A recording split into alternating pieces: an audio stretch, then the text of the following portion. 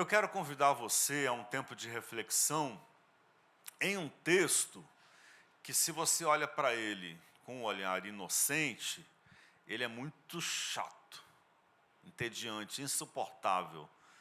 Mas se você olhar para ele com um olhar ressabiado, desconfiado, um olhar suspeito, se você olhar para ele com a devida desconfiança, você vai descobrir que ele é divertido ou desconcertante, né? Que é a genealogia de Jesus oferecida por Mateus. Nós temos duas genealogias, uma de Mateus, que ele vai de Abraão a Maria e Jesus, e ali ele quer defender a ideia de que Jesus é filho de Abraão, é judeu para valer. Genealogia tinha esse sentido, né? A história, o livro das gerações, tinha essa ideia de oferecer legitimidade. E em Lucas, vai, se não me engano, de Davi até Jesus. E é uma genealogia mais masculina. Mas eu quis essa daqui para falar sobre essa nossa carência da visitação divina. Se você quiser, eu não me importo, substituir divino pelo mistério, ou pelo sentido de vida, a visitação da graça, a visitação da beleza, a visitação da redenção, essa experiência que é tão intensa e tão desejável, que a gente chama de visitação, e eu falo um pouco mais sobre isso em seguida. Mateus capítulo 1, nós vamos ler do versículo 1 ao 6, e para a gente não morrer de tédio, eu salto direto para o versículo 16, da genealogia de Jesus, apresentada por Mateus. Você pode acompanhar comigo. Eu uso aqui a tradução me escapou o nome, estou numa semana bem difícil, irmãos, orem por mim. Frederico Lourenço, orem por mim. Essa semana está sendo uma coisa linda. Diz assim o texto bíblico. 27 diários, irmãos. Guarda isso no seu coração quando você for orar por mim. Abençoa o pastor e seus 27 diários. As 27 turmas, os 1000 alunos. Abençoa o pastor, em nome de Jesus. Mateus capítulo 1, do versículo 1 ao 6, depois do versículo 16. Diz assim: livro da origem de Jesus Cristo, filho de Davi, filho de Abraão. Pronto, essa é a defesa que ele quer fazer de Jesus. Não é um louco. Filho de Davi, filho de Abraão. Davi, o grande rei, o rei paradigmático da história de Israel. E Abraão, né, a herança da fé, da etnia do povo hebreu. Versículo 2, Abraão gerou Isaque, Isaque gerou Jacó, os 3 patriarcas. Jacó gerou Judá e seus irmãos. Judá gerou, anota aí, sublinha, de Tamar, é uma mulher, Farés e Zara. Farés gerou Esrom, Esrom gerou Arã, ou Arão. Arão gerou Aminadab, Aminadab gerou Naasson, Naasson gerou Salmão. Trava a língua, né? Salmão gerou, anota de novo, de Raabe, anota aí, Boz, ou Boaz. Boaz gerou de Ruth, anota de novo, Ruth. Jobed gerou Jessé, Jessé gerou o rei Davi, Davi da mulher de Urias, anota aí, Batseba, né? A mulher de Urias, gerou Salomão. Jacó gerou José, esposo de Maria, da qual nasceu Jesus, que se chama Cristo. Amém. Eu queria orar com você mais uma vez. A oração é essa inspiração, né? Trazer para dentro o nosso olhar, trazer para dentro o pensamento. Menos exposição e mais introspecção, olhar para o coração, olhar para a sua alma. Senhor, eis aqui o nosso coração, eis aqui os nossos pensamentos mais íntimos. Eis aqui quem nós somos e sabemos, eis aqui quem nós somos e nem sabemos. Eis aqui o que a gente tem e sabe, eis aqui o que a gente tem e nem sabe que tem, que está aqui dentro. E a gente quer ser visitado pelo Teu Espírito, Senhor. A gente quer ser visitado pela Tua Palavra. A gente quer revelação, iluminação, graça. A gente quer paz, a gente quer sentido para viver, a gente quer beleza para alimentar a nossa alma, a gente quer o prazer de estar no colo do divino, do Criador, a gente quer vencer esse terrível desamparo que nos angustia. A gente quer, Senhor, a Tua presença entre nós. A gente quer experimentar o divino. Ajuda-nos hoje pela palavra, pela reflexão, pela meditação. Ajuda, Senhor, essa mulher, ajuda esse homem. Renova, Senhor, que o coração empedrado que a gente às vezes tem, no qual a gente se torna, esse coração seja transformado em um coração de carne, como diz o profeta, um coração sensível, em nome de Jesus. Amém. Pastor Johnny abriu o culto, e o Johnny tem espírito de adivinhação. Não, desculpa, espírito de revelação. De adivinhação é demônio, né? Espírito de revelação, ele vive me acusando disso, mas ele faz a mesma coisa comigo. Na verdade, a gente ouve o tema um do outro e fica intuindo do que o outro deverá falar, né? E tenta estender o tapete para a reflexão. Ele começou o culto falando sobre advento. Essa palavra, que é a mais, ou uma das mais importantes do cristianismo. Não se fala de cristianismo se não se falar de advento. Que no cristianismo é essa época. O tempo do advento é esse, que é o do nascimento de Jesus. Advento significa chegada, vinda. Porque em Jesus, nós cristãos acreditamos, Deus chegou. Deus veio a nós. Deus nos visitou. E eu aqui quero optar pela palavra visitação. E eu digo por quê? Porque não se trata apenas de uma experiência estanque do passado. Deus veio, e aí virou um conceito da minha fé. Deus está entre nós, né? E eu sei que Ele está entre nós, eu reconheço que Ele está entre nós, ótimo.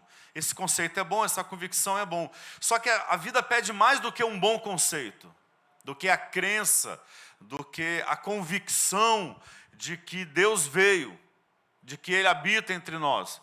A vida pede a sensação, a vida pede a sensibilidade, a experiência, a vivência. Por isso eu opto pela palavra visitação, porque o advento não fala apenas de que Deus veio em Jesus, mas de que Deus está sempre vindo.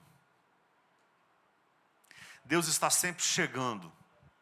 Deus está sempre por vir. Por isso a gente anela por visitação, porque a gente não quer mais, a gente não quer apenas o conceito, a gente quer o recorte no tempo. Aquele instante aflito em que a paz vem, você não sabe de onde, você diz, foi Deus. Foi a visitação de Deus.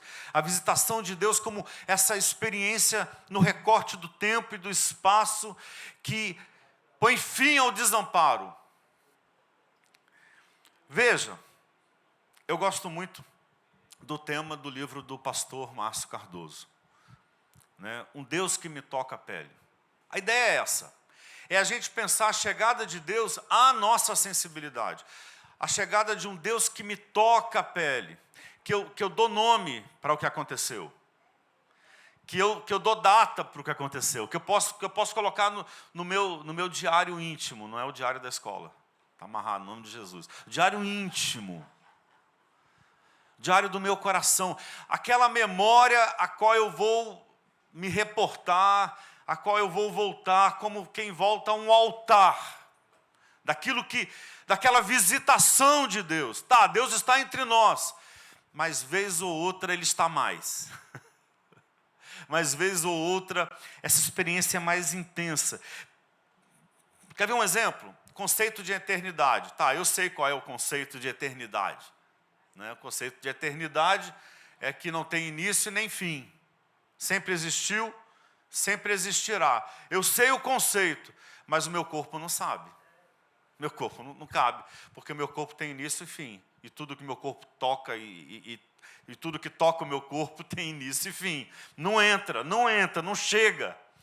Portanto, a eternidade, ela é experimentada no instante.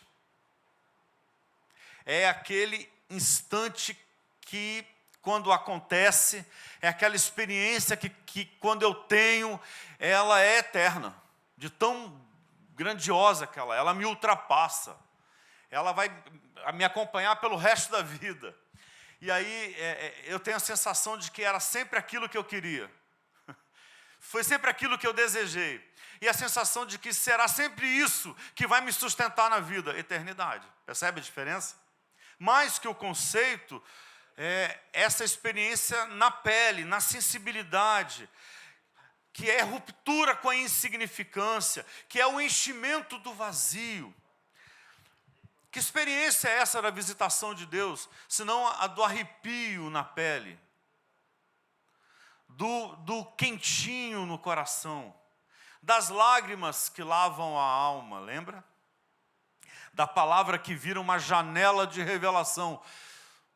Eu ouço de vez em quando, pastor, hoje você falou para mim, pregou para mim, a pessoa diz. Eu entendo. Porque é aquela palavra, é aquela fala que parece que não precisa dizer mais nada, pastor, já disse tudo. Né? Aquele que disse tudo que eu tenho feito está entre nós, a mulher samaritana. Da voz interior que só você ouve. Deus falou comigo. Do culto na igreja que parece ter sido preparado para cuidar só de você. Eu vim no culto, esse culto foi feito para mim. Da cena no cinema que ilumina seu coração e faz você chorar. Do diálogo no romance que você lê, que desnuda suas verdades. Do louvor antigo que se faz um altar de consagração.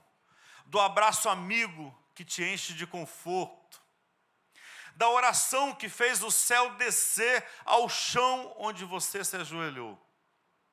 Lembra aquele dia que você dobrou seus joelhos aflito e o céu estava ali? Você não sabe se foi o céu que desceu ao chão ou se foi o chão que te arrebatou ao céu. Do olhar grato de uma vida sofrida que você socorreu. Aquele olhar que parece que é tudo que se tem para ver. Que é a cena inteira da sua existência, a eternidade. Da sensação indizível de saber que alguém foi abençoado por tua vida. Veja, a história bíblica é a história das visitações de Deus. Toda a Bíblia, de Gênesis a Apocalipse. Eu separei algumas cenas. Confere aí. Visitação de Deus entre nós. Na criação de Gênesis, a visitação divina é o vento que dança sobre o caos. No jardim de delícias, no Éden, é o Criador que vem no fim da tarde para compartilhar a beleza do pôr do sol e pergunta: onde você está? Mas também é a voz que confronta Caim: onde está teu irmão? Para Abraão, é a inquietação de criar um destino inédito e uma vida que a todos abençoa. Com Jacó, em Betel, na fuga da deslealdade, da traição, Deus é a presença que nunca deixou de estar ali, mesmo quando ele não sabia nem merecia. Com Moisés, é a descoberta de que não se conhece a Deus fora da luta pela libertação dos oprimidos. Com Gideão, é a surpresa de um Deus que não é morte, mas é paz, Jeová Shalom. Para Davi, Deus é experimentado na simplicidade que derruba gigantes e na música que redime até os reis mais perversos. Para Elias, na caverna e na fuga, Deus é experimentado na brisa delicada e suave que acaricia a pele deprimida e exausta. Para Isaías, é a busca por justiça em um mundo de gente que enriquece com a opressão dos pobres. Para João Batista, primo de Jesus, a visita de Deus está no batismo de dignidade em gente esquecida pelo mundo. Para Maria, finalmente, mãe de Jesus, a visitação de Deus é perceber que gestar um bebê é gestar uma nova e esperançosa humanidade. É a história bíblica. A história bíblica é a história das visitações de Deus. E aqui, é com isso em mente que nós temos que olhar para essa genealogia. Porque eu já antecipei isso, essa genealogia de Mateus, ela é tudo menos inocente. E é uma genealogia subversiva, muito subversiva. Porque Mateus é o único que faz isso, não era uma prática. As mulheres não faziam parte de genealogias, porque as mulheres não agregavam valor a uma pessoa. A genealogia ela era dos homens. Todas as genealogias são dos homens. Vai conferir lá nas genealogias que estão nos livros históricos do Antigo Testamento. É masculina. As mulheres são marginalizadas, esquecidas, apagadas, invisibilizadas. E Mateus coloca essas mulheres aqui, mas não qualquer mulher. Veja, eu sugeri que vocês sublinhassem. Tamar. Se segura aí. Tamar foi a mulher que se disfarçou de prostituta para enganar o seu sogro, que não queria assumi-la depois que o marido dela morreu, filho dele, de Judá. Tamar se disfarça de prostituta no caminho, seduz o seu sogro, transa com ele, fica grávida dele e entra na genealogia de Jesus. Raabe é a prostituta de Jericó, que abriga e protege os espiões dos hebreus que queriam invadir Jericó. Ruth é uma moabita, ela é de fora, vítima do racismo. Se você ler a história de Ruth, você sabe disso. Ela é vítima do racismo, ela faz mendicância para sobreviver. E ela, numa noite especial, seduz e oferta uma noite de sexo para Boaz, que se apaixona por ela e faz dela sua mulher. Ruth se torna a avó do grande rei Davi e entra na genealogia de Jesus. Batseba é a mulher linda de Urias, que Davi cobiçou e como rei poderoso tomou para si. E ela se tornou a mãe do grande rei Salomão. Depois de Davi, a maior referência de política do povo hebreu. E finalmente Maria. Quem é Maria? É uma adolescente, noiva de um velho, de José, e com uma gravidez tão mal explicada que só Deus podia ser o pai. Essa aqui é a genealogia de Jesus. Diz para mim se isso aqui é inocente. Diz para mim se isso aqui está no padrão, está na regra, está na moral. Não é. É uma genealogia revolucionária. Ela vira do avesso a ideia de Deus, justamente para nos apresentar o advento. O Deus que chega em Jesus entre nós e que pode ser experimentado em uma visitação, é um Deus que não segue as regras, que não se submete às rédeas da religião, é um Deus que não se sujeita aos enquadramentos da moral, é um Deus para além da nossa imaginação. E esse Deus é aquele que qualquer um pode experimentar. É aquele que visita a qualquer homem, a qualquer mulher, a qualquer pessoa. Tem um escândalo aqui. Tem um escândalo. Tamar se disfarçou de prostituta, Raabe era prostituta, Ruth seduziu o velho Boaz numa insinuação sexual. Batseba foi tomada sexualmente pelo poderoso Davi, e Maria se casa com um velho que não era o pai do seu inexplicável filho. É uma genealogia escandalosa que abre a porta da visitação de Deus entre nós. Depois disso daqui, nada pode impedir Deus de visitar qualquer mulher, qualquer homem, qualquer pessoa. E é uma grande verdade aqui. E essa verdade, ela é irresistível. Irresistível. É uma verdade contra todos e todas. Deus visita nessa genealogia através da hospitalidade feminina. Quem traz o advento, quem vira do avesso a nossa concepção do divino é o feminino, é a feminina, é a mulher. É através dessas mulheres que a porta se abre. São elas. São as mulheres que abrem a porta para uma vivência amorosa e íntima com Deus. Essa é a opinião de Mateus. Mateus para e diz assim: eu vou explicar para vocês o tamanho da revolução. E começo dizendo para vocês, sabe as mulheres, essas que foram marginalizadas desde sempre? Essas que foram colocadas de lado, escanteadas, invisibilizadas, apagadas, de novo, já usei esses adjetivos. Sabe, essas mulheres, foram elas que abriram a porta. São elas que sabem abrir a porta. São elas que entendem de hospitalidade. São elas que entendem de visitação. São elas que entendem de sensibilidade. E é a partir delas que Deus chega entre nós.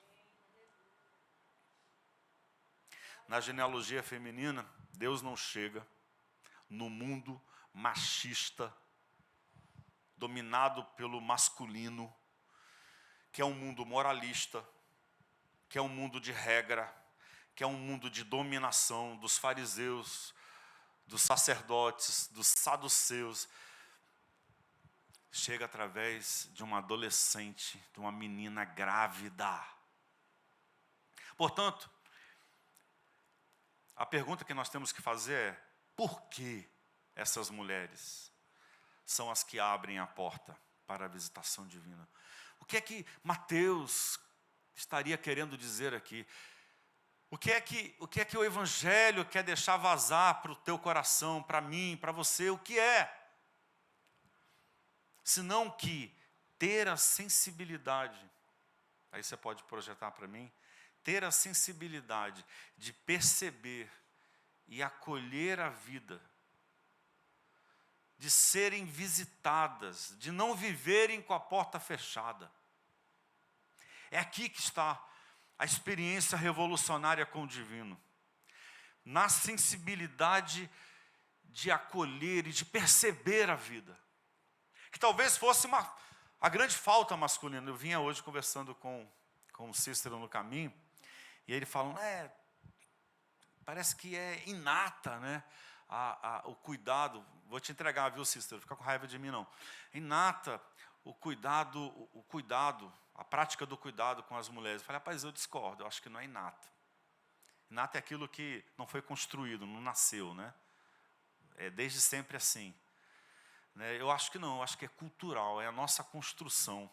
Esse mundo machista em que o homem, aí ele acrescentou, que o homem é criado para a guerra. Criado para a guerra, criado para a expressão, criado para conquistar. E sendo assim, né, ele se apoia, ele se constitui em cima da mulher. Sobe em cima do cuidado feminino para ser homem. Isso é horrível, porque o nome disso é opressão, dominação. Né? É uma questão de cultura, essa atitude mais delicada com a vida, mais sensível, de perceber e acolher, de se deixar visitar. Quem é Maria, se não essa que diz sim para o outro que vem cuidar dela? Quem é Maria, se não essa que nos ensina o caminho de experimentarmos a visitação de Deus? Você chegou aqui hoje, talvez você tenha se identificado com o tema dessa reflexão. Eu preciso da visitação de Deus. Quantas vezes a gente não diz isso na nossa vida? Porque estamos angustiados, porque estamos cansados, porque estamos aflitos, porque estamos preocupados, porque nos sentimos num beco sem saída, porque não vemos a luz no fim do túnel, porque vivemos um instante de descontinuidade, a gente se perde no descontínuo da vida, a vida escapa dos nossos planos e a gente não sabe o que fazer, e aí a gente pensa, se não pensa a gente sente. Eu preciso da visitação de Deus, pois a visitação de Deus nos é revelada em Maria através do gesto existencial, ou da atitude existencial de manter a porta aberta, de deixar-se visitar. E aqui está talvez a encrenca da vida humana. A encrenca da vida humana é que a dor, o sofrimento, nos embrutece, nos empedra, e a gente fecha a porta, né? Fecha a porta por medo de que alguém entre e nos decepcione de novo, e nos fira mais uma vez. De que o estranho entre e nos traga uma novidade que a gente não quer mais ouvir falar dela. A gente não quer mais aquela tristeza, a gente não quer mais aquela dor, e a gente fecha as portas, fecha as janelas e asfixia, e atrofia, e sofre. Mas Deus é aquele que espera que a porta se abra, segundo Maria. E aí eu quero chamar a tua atenção para a poesia das 7 cartas às igrejas da Ásia, lá no Apocalipse, capítulo 2 e 3.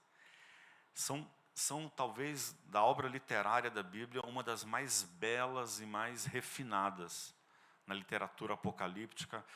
E nesse recorte literário, é uma literatura epistolar, né, das cartas. Então, elas têm um projeto íntimo, né? Tem um projeto. Uma carta, ela é íntima, né? A gente vive numa época em que as cartas estão sendo esquecidas. Mas quando alguém faz um bilhetinho e entrega, diz muito mais. Não é? E quando a pessoa, em vez de mandar uma mensagem no WhatsApp, consegue entregar uma cartinha na mão, eu sou professor, né? A gente até brinca, né, entre os professores, é o golpe da cartinha. Você está ali, pé da vida com as crianças, dando trabalho, confusão, querendo sumir dali, aí alguém entrega uma cartinha. Isso aconteceu comigo, estava aflito, chateado, me queixei da turma, no final a menina veio com a carta para mim: professor, tio, não perca a esperança, Deus está com você. Eu falei: o golpe da cartinha. Né? Ela traz esse afeto, essa força amorosa. As cartas estão ali para isso. E em cada uma das cartas, uma locução se repete: quem tem ouvidos para ouvir, ouça o que o vento diz. Como é que o Espírito diz, né? O Espírito é vento, é pneuma, é vento, literalmente vento. O que o vento diz às igrejas. Que ouvido é esse que ouve o vento? Que ouvido é esse? Senão aquele que se abre. Mas na última carta, e isso não é casual, digo de novo, não é inocente, é o golpe da cartinha. Na última carta, ele diz assim: já estou chegando, Apocalipse 3. Thales, coloca aí para mim, por favor. Já estou chegando e batendo a porta. Que cena é essa, gente? De um Deus adventício. Já estou chegando e batendo a porta. Quem ouvir a minha voz e abrir a porta, eu entro em sua casa e janto com ele e ele comigo. A visitação de Deus, que nós tanto queremos. As mulheres dizem sim, elas dizem sim, porque têm a compreensão de que a vida não é apenas a realização da felicidade para elas mesmas. E é isso aqui que os machos precisam aprender com as mulheres. Elas dizem sim, porque não é a compreensão de que a vida é só isso, conquista, realização, expressão, mas é a compreensão de uma história que a ultrapassa, e na qual o Espírito Santo vai lhes dar força para participar, vai lhes dar a competência de serem, colocando-se inteiramente a serviço de Deus, ou a serviço da vida. Maria e as 4 mulheres da genealogia dizem sim para Deus. E você? A tua alma diz sim para Deus? Você tem ouvidos que ouvem um vento? Você tem ouvidos para a voz que está do outro lado da porta? Que não é a curiosidade do fofoqueiro, é a abertura. Minha mãe era assim, eu falava lá bem baixinho na sala, lá no quarto. Como é que é, Júnior? Como é que é, Juninho? Ou então ela dizia, Elienay Cabral Júnior. Aí eu, eita, ela ouviu. Você ouve o vento, a porta está aberta. Que tal abrir a porta? Elas dizem sim para o Deus que vem a elas, que também se torna o Deus que vem através delas. Essas mulheres abrem a porta e Deus vem a elas, e com elas Deus vem à humanidade, enche o mundo de esperança, de graça, de fé. Eu quero a visitação de Deus, eu preciso da visitação de Deus. Eu disse a vocês que as 5 mulheres que entram na história da genealogia, elas trazem uma sexualidade subversiva. Eu não falei pervertida, subvertida, né? Subversiva. São ou se fazem de prostitutas, têm uma experiência sexual atravessada, e elas sim estão ali, porque a sexualidade tem essa dinâmica da visita, do outro que me visita no corpo, a quem eu ofereço o meu corpo para que tenha prazer, para que seja feliz, para que tenha paz, para que relaxe, para que tenha abrigo, amparo, acolhimento. Eu me faço casa para o outro. E aí eu trouxe aqui, para terminar a nossa reflexão, a poesia do Zé Miguel Wisnik, poeta que o Márcio me apresentou. Wisnik é um compositor, um poeta fabuloso, e ele descreve com maestria a experiência sensual da mulher que diz sim. O nome da poesia é Eu Disse Sim, da música. No dia em que o levei a declarar-se, primeiro eu dei a ele um bocadinho do doce de pecã da minha boca. Ah, nada como um beijo longo e quente, que deixa a gente quase sem ação. Meu Deus, depois daquele longo beijo, por pouco eu fico sem respiração. Eu vi que ele sabia ou sentia o que é uma mulher. E tive cá para mim que eu poderia fazer para sempre dele o que eu quisesse. E eu lhe dei todo o prazer que eu pude, para que pedisse que eu dissesse sim. Mas eu não quis dizer assim de cara. Fiquei tão só olhando para o mar e para o céu, pensando em tantas coisas. Aí só com os olhos lhe pedi que me pedisse novamente sim. E ele me pediu que se eu quisesse sim, dissesse sim. Eu enlacei os braços nele, sim. E o puxei para baixo para mim, para que pudesse sentir os meus seios perfumados, sim. seu coração batia como louco. E sim, eu disse sim. Eu quero sim. Não é lindo isso?